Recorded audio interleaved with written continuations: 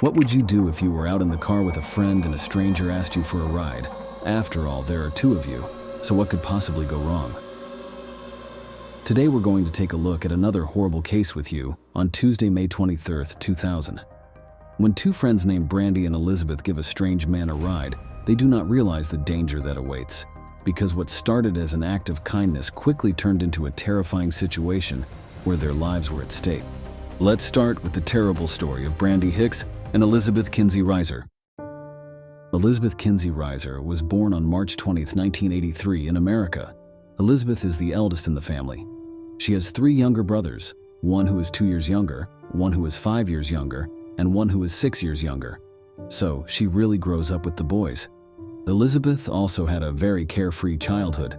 She is raised religiously and really raised with the church. She is also very religious herself, and that is how she meets her best friend, Brandy. Brandy and Elizabeth met through church. From the moment the two met, they were friends. From that moment on, they were inseparable. They did everything together, stayed together regularly, often watched movies. Let's fly forward to the year 2000. A little about Elizabeth. She is a really cheerful, friendly girl. She is a bit fuller. She has dark blonde hair down to her shoulders and straight bangs. She would like to become a history teacher when she grows up, and her dream is to find her dream man, marry him, and start a family. She really wants that for her future. Normally, Elizabeth spends her evenings, especially on Tuesdays, those weekdays, with her family at home. But she gets a little more freedom during that period. She's 17, so during the week she's also allowed to go out with her friends, at least one step at a time. It is Elizabeth's first time that she is allowed to go outside during the week, so she is allowed to go out. Well, she will be allowed to go outside, but at least she can really go out during the week. It's still school time for her.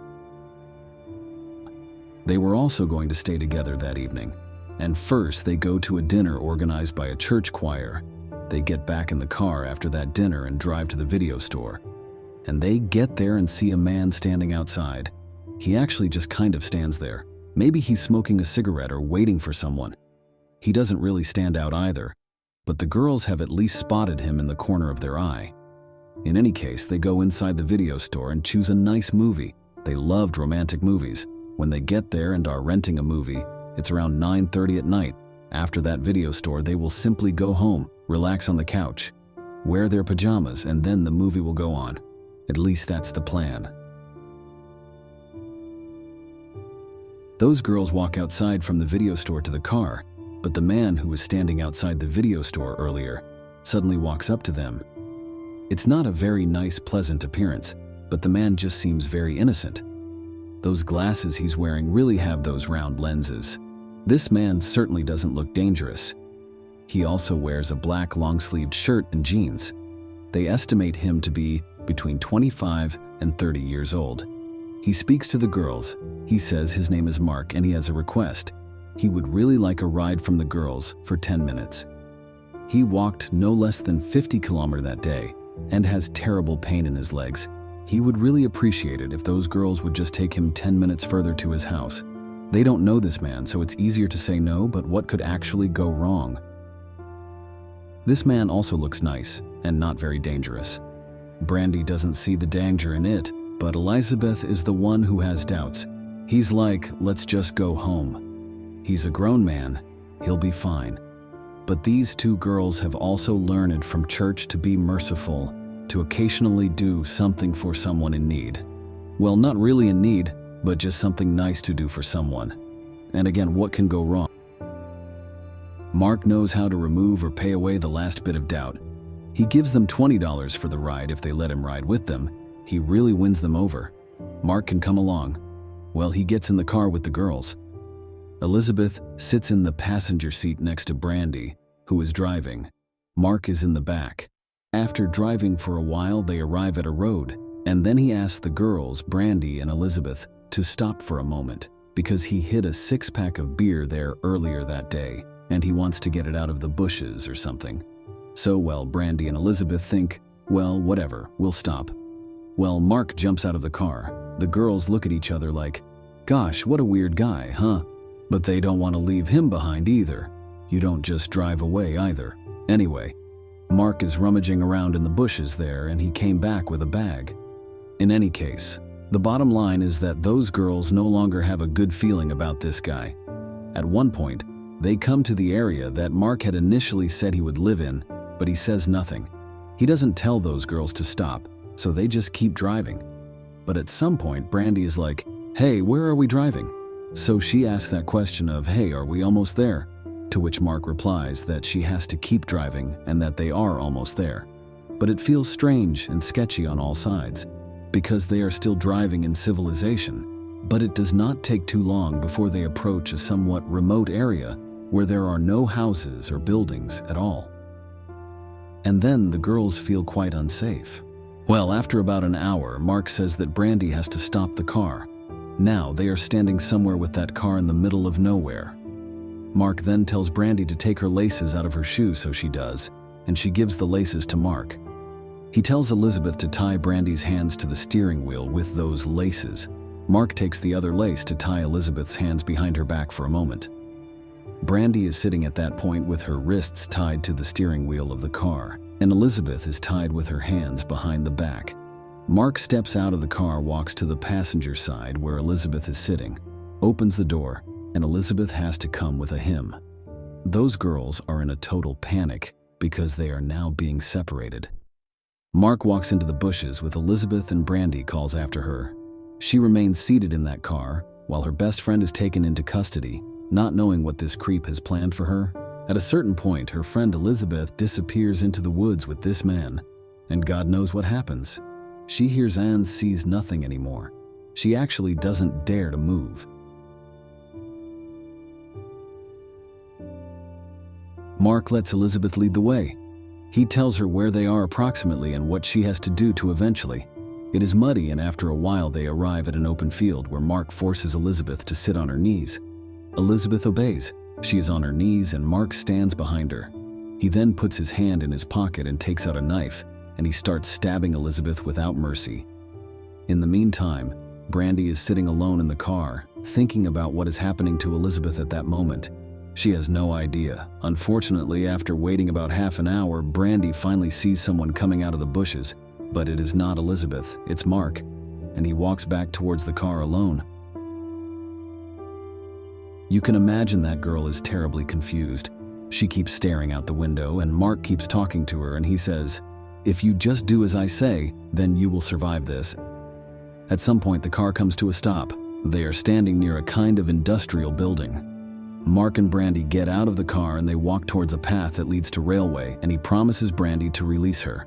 He tells her that she will take the railway to the police station. They walk together for 20 minutes along the track, and they talk to each other. At one point, Mark forces Brandy to climb up one of the ladders of those wagons, so she does, and he climbs after her. Once at the top, Mark forces Brandy to take off her clothes. She undresses and he touches her. At one point, he took her into a wagon and raped her.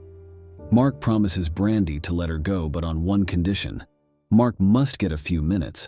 Otherwise, there is of course a chance that Brandy will go to the police. She walks with him to a bridge. Brandy has to get down on her knees and Mark stands behind her. He starts choking her with one of the shoelaces. Brandy slowly loses consciousness, but Brandy slowly comes to again, so she is not dead. Mark starts kicking her and finds out she is still alive. He makes another choke attempt, and once again, Brandy loses consciousness. She tries to pretend to be dead, but Mark grabs Brandy and throws her over the railing of the bridge. It's 8 meters high. A wrong fall, you can die from that too, and Brandy is of course injured and battered. She is exhausted, so this could really mean her death. However, she still hangs with her foot behind the railing of that bridge. Mark kicks her foot, and then she really falls head first into the water. The water is extremely cold. The temperature of the water immediately makes her alert, and she now really ends up in a survival mode, because she is, of course, no longer close to that perpetrator. I can survive if I manage to escape that current. It takes her away very quickly, and Brandy ends up under that bridge, and she is then out of sight of Mark. Now she manages to hoist herself onto a piece of wood on the side at the bottom of the bridge. So she clings to it and she stays out of sight. She hears Mark walking back and forth across that bridge. She knows exactly in which direction he is going. Mark will stay there for quite a while and lights a cigarette.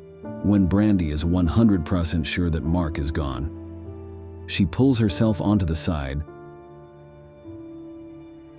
Brandy managed to reach a road where cars drive.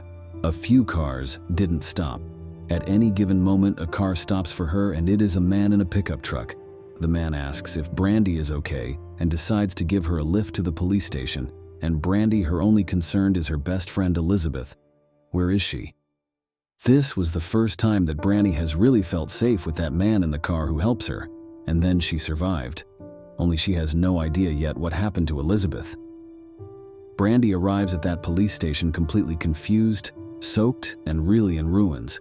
Her body is found on the hill where Brandy saw her out of the corner of an eye before, when she was walking there with Mark. That's where she is found and what the directors find there. What kind of condition Elizabeth is in. She really cannot be described with a pen.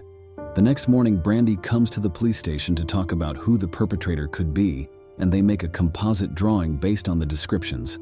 By Brandy, this drawing will be distributed after it has been made, and soon someone comes to the station to tell who this is. She came to the police station to report her own son. Saw that composite drawing, and that could only be one person, that is her son. It turns out to be a man who is not called Mark, but this is 27-year-old Matthew Fika. Later, the further investigation reveals that Mark left that place. He went to his brother-in-law. That brother-in-law is called Jeffrey. And then he took that brother-in-law Jeffrey to the crime scene. Brother-in-law Jeffrey had to wait in the car while Mark started looking for the broken piece of his knife. Elizabeth's mother has written a book. It is called Through My Tears, Awash in Forgiveness. I definitely recommend it to read it if you are interested in this case. It contains a lot of information about this crime. If you have any ideas for cases you would like me to discuss in the future, please let me know in the comments and subscribe for more.